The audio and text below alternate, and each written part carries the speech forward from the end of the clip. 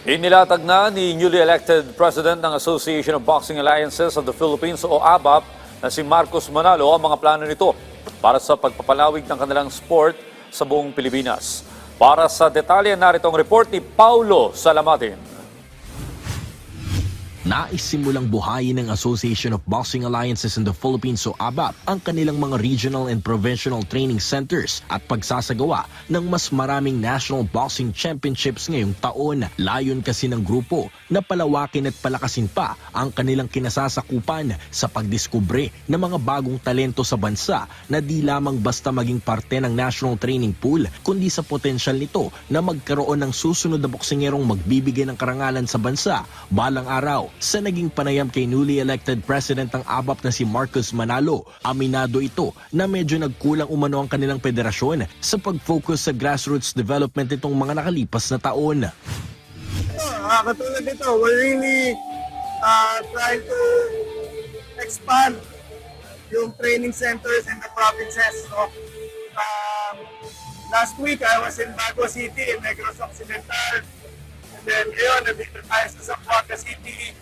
Next week, or in a couple of weeks, we're going to Iloilo City. So, ito yung part na gusto namin na-improve sa ABAP, yung regional and provincial training centers. Kasi, admittedly, medyo nagkulang kami sa grassroots development in the past few years. So, ito yung gusto namin ma-revive moving forward.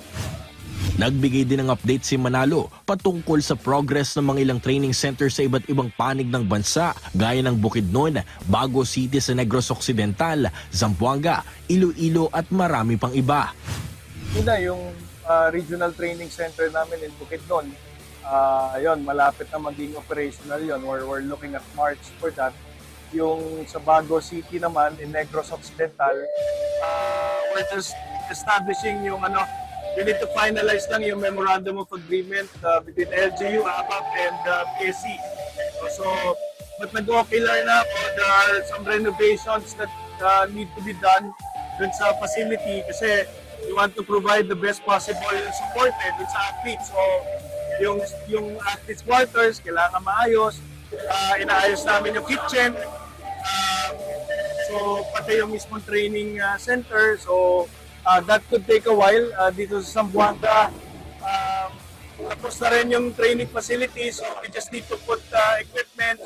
And then also yung mga programs na, yung coach education program, yung development program also for our technical officials, mga referees and judges. So yun yung mga kailangan na before natin fully implement yung program. Maliban sa planong grassroots development, nagsisimula na ring mag-ensayong National Elite Boxing Team na nakanakdang sumalang sa ilang training camp abroad bilang paghahanda sa magaganap na Asian Games ngayong Setyembre hanggang Oktubre sa Aichi at Nagoya, Japan. Paulo Salamatin para sa Atletang Pilipino, para sa Bagong Pilipinas.